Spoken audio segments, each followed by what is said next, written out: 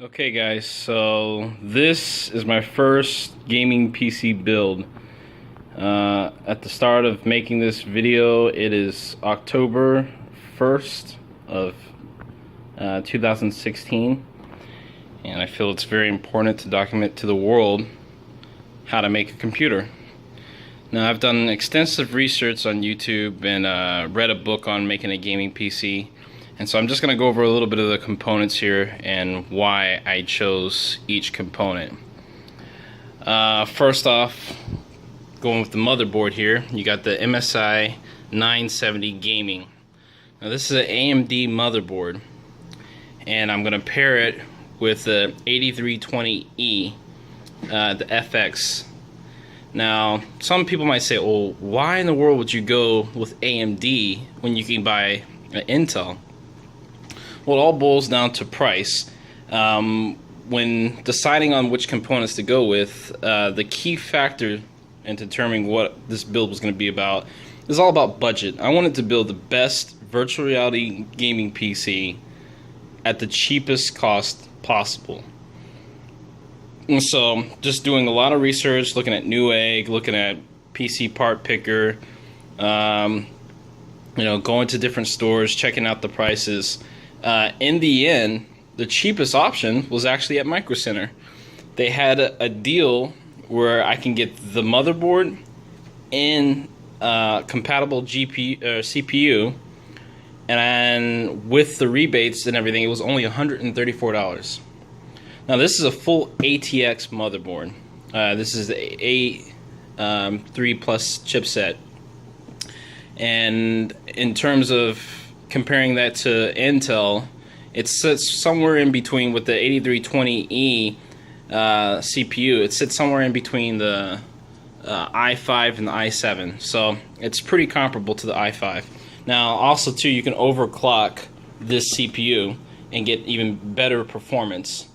So this, even though it's an AMD motherboard, it's a 8-core multi-threaded processor. And yeah, it's going to draw a little bit more power than the Intel chips, but you're going to actually get a lot of performance for the price here. Plus, on top of that, this gaming motherboard allows for overclocking. Now, let's move on to, well, it's just a wireless adapter. Just throw that in there. It's got a pretty highly rated one on Amazon. It was like $35, I think. And I also got this too at Micro Center. It's the Corsair CX650M. This is a fully modular 80 plus bronze certified 650 watt power supply. So this is a very good power supply. It was on sale for $50. That's right, 50 bucks.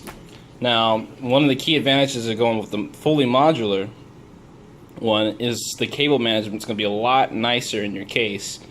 So that was one of the main reasons to go for this. This was an awesome deal. I got the motherboard, the CPU, and the power supply for $230. And also too, this comes with the stock heatsink and cooler as well. Eventually I'm going to upgrade. So here's the plan. I decided to make an upgrading path. Okay, so with the 970, you can upgrade the CPU and also the GPU, of course. But eventually, probably go with the 8370 chipset. But for now, this will suffice. As games get more intensive, applications get more demanding, I can easily just swap this out for like an 8370 and increase my performance. Now, sorry for the mess, guys, but here is the case. I went with the Cooler Master half 912. Be honest with you guys, I probably, if I could do it all over again, I probably would have got a different case because just, I mean, from a functionality standpoint, okay, yeah, this is great, but it looks horrendous. So, yeah. I think next time I probably will spend a little bit more money and get something that looks a little fancier. I'm thinking probably like the Fantex Eclipse.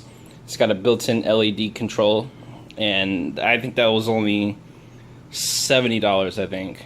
But for this case, I got it pretty cheap. It was like 50 bucks, and it had really good reviews. It looks massive, so I should have plenty of room. It's got a cooler in the back, and I should be alright. Now, of course, you guys want to see the fun part. Now, what GPU did I pair it with? Now, I went with the GeForce GTX 1060, and this is a 6GB edition by PNY. Basically, I just picked the cheapest GTX 1060 that had the best reviews. Now, this has two fan motors in the back to keep this thing cool. I mean, this doesn't really draw that much power, but as you can tell, this is a VR ready graphics card, and I got this for $250 on Amazon. So pretty much that's an amazing deal. There's no console on the market that's going to come anywhere close to the performance that you'll be able to get with something like this. Now, yeah, I had a huge debate. Okay, GTX 1060, RX 480. GTX 1060, RX 480. Which one to get? Well, basically it boiled down to looking at the benchmarks. Every website that I went to, they were consistently showing with DirectX 11. There's better performance with the GeForce GTX 1060.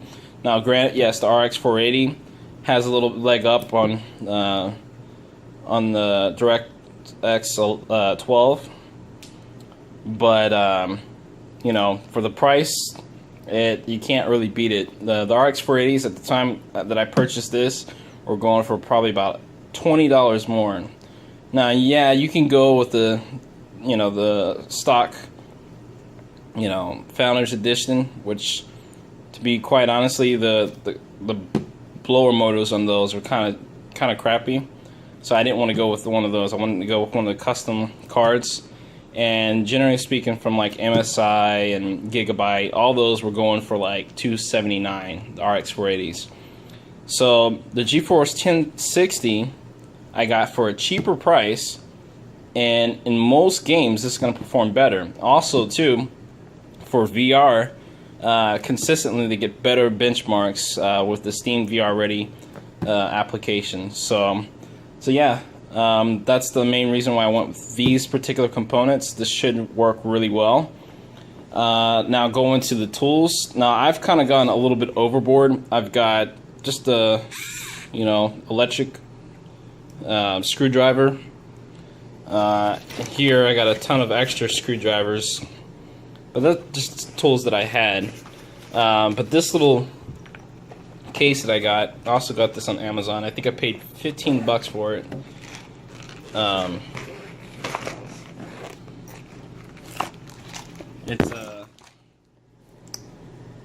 It's a computer building toolkit, and I'm be honest with you, I'm pretty impressed with this. It comes with a lot of different things that you can use. It's got the anti-static clip that you can use. It's got pliers, got the screwdriver, got some tweezers, a lot of different things. The bits for the screwdriver as well. And also I'm actually using an anti-static mat. Now all that's a little overkill, but hey, when you're dealing with components that cost a lot of money, you pretty much want to take all the precaution you can get. Now my sum total that I spent on all the components, believe it or not, just for the computer itself, I spent $610. So that's a pretty amazing deal. If you were to buy a computer with this kind of performance, you're looking at probably $1,500 to $2,000. But if you build it yourself, you're going to get a pretty decent computer. Now, granted, yeah, there are some computers like the iBuyPowers and stuff like that. They'll slap a RX 480 in it, but I think most people agree that you're really taking a hit on the quality of parts that they use. Yeah, you can get one of those for probably maybe like $700, $800. But you're also going to have a lot of bloatware. Things are not going to work really well. Oh, yeah, there's one other component I forgot. I have an SSD that I had lying around that never was opened up, so that's why it was a little bit more expensive. But you can easily go with a Western Digital blue 1 terabyte hard drive that will run you $45 to $50. I got the deal on the SSD. It was a Samsung, and I got that pretty fair price. I think it was like $60 for 240 gigabyte SSD, which you're definitely going to run for your main games that you want to load up quickly. So yeah, so for right around $600, $650, you can get a pretty amazing computer.